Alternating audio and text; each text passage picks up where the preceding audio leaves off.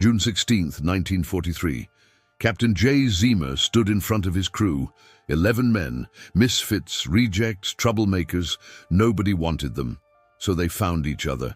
They stole a broken B-17 bomber that was headed for the scrap pile, fixed it themselves, mounted extra guns everywhere they could, called it Old 6666. And this morning, Jay made them a promise. "Boys, I promise you, we're all coming home." The mission was suicide. Fly alone, no escort, over Bougainville Island.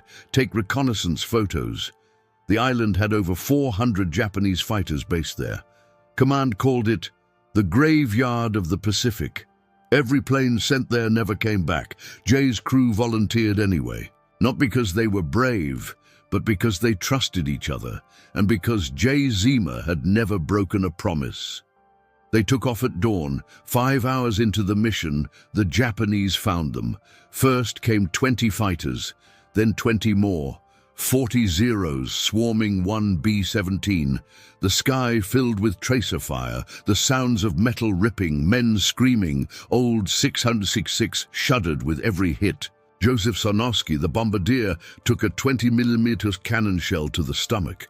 It ripped him open. He should have died instantly. Instead, he crawled back to his gun and kept firing. Killed 2 more Zeros before collapsing. Jay Zeamer took a bullet through both legs, another through his arm. Shrapnel tore through his chest. Blood filled his boots. But he kept Old 666 steady. Kept her flying straight so the photographer could finish the mission. 40 fighters shooting at them. Jay refusing to move, refusing to run, refusing to break his promise. The waist gunner, Johnston, was hit in the shoulder, kept firing. The tail gunner, Kendrick, took shrapnel to the face, kept firing.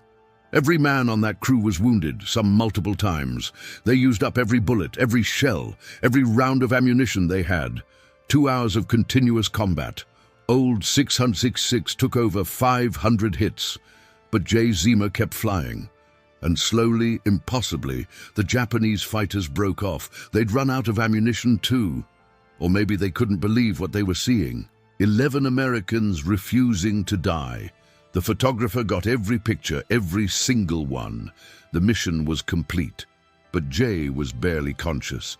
Co-pilot Britain had to help him keep the plane level. 400 miles to base. Jay fading in and out. The crew holding pressure on each other's wounds, counting the minutes, praying.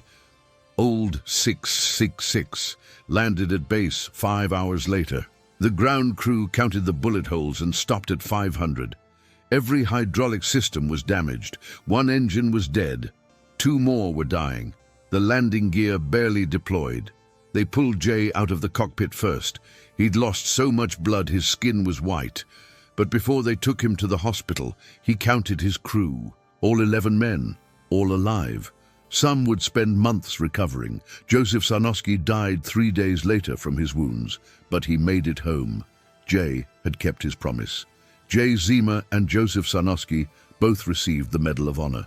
The only time in history an entire bomber crew received medals, every single man, because they all earned it that day. Jay recovered, flew again, survived the war, lived until the year 2007, age 88. He never talked about being a hero. He said, "I just kept a promise I made to my boys. 11 men, 1 mission, 1 promise, 0 quit." That's what brotherhood looks like. That's what it means to fight for the man next to you, not for flags or countries, but for each other. If this story touched your heart, subscribe. These men deserve to be remembered. Their courage reminds us what humans are capable of when they refuse to give up on each other. Hit that notification bell. Share this story. Let's make sure Old 666 and her crew live forever. I'll see you in the next one.